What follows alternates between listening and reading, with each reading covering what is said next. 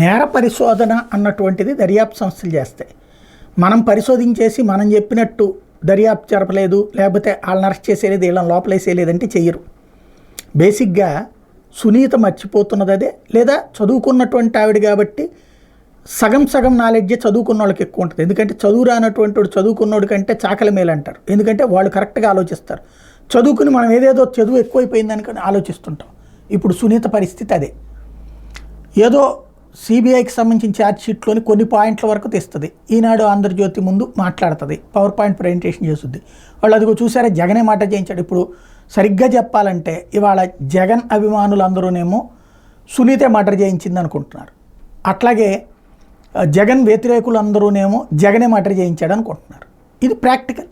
ఎందువల్ల అంటే పత్రికలు కానీ వీళ్ళ ఉపన్యాసాలు కానీ వీళ్ళ వ్యవహారం. అసలు వాస్తవం ఏంటి? మర్డర్ చేసినోడు దస్తగిరి, చేయించినోడు సునీల్ యాదవ్, వెనకాల ఉన్నోడు గంగిరెడ్డి. ఆ ముగ్గురు ఇప్పుడు సేఫ్. అయితే గీతే జైల్లో చక్కగా భోంచేస్తారు, వచ్చేస్తారు, అంతే. వాళ్ళ ముగ్గురిని వదిలేసి అసలు మర్డర్ కేసు అంతా కూడా దొంగలు చెప్పింది, హంతకులు చెప్పింది అని నమ్మి హతమార్చినోడిని పక్కన పెట్టుకుని నడుపుతున్నది సునీత. అదే సందర్భంలో ఈ వ్యవహారంలో ఏం చేయాలో అర్థం కాక సునీతే నేరస్తురాలన్నటువంటి కోణంలో ఇటు వైఎస్ఆర్ కాంగ్రెస్ పార్టీ.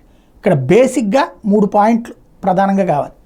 ఒకటి, సునీత ఆ సెల్ ఫోన్ ఎందుకు దాయిపించింది ఆ రోజున, వాళ్ళ నాన్న చావు లేకని ఎందుకు దాయిపించింది, ఎందుకు వాళ్ళ ఆయన కృష్ణారెడ్డితో చెప్పి దాయిపించారు, దీనికి ఇంతవరకు క్లారిటీ లేదు. వివేకానంద రెడ్డికి పెళ్ళయిందా లేదా, బిడ్డ ఉన్నాడా లేదా, వాళ్ళతో కాపురు నడిచిందా లేదా, దాని వెనకాల ఆస్తి తగాదాలు ఉన్నాయా లేదా, ఇది దాచేస్తుంది.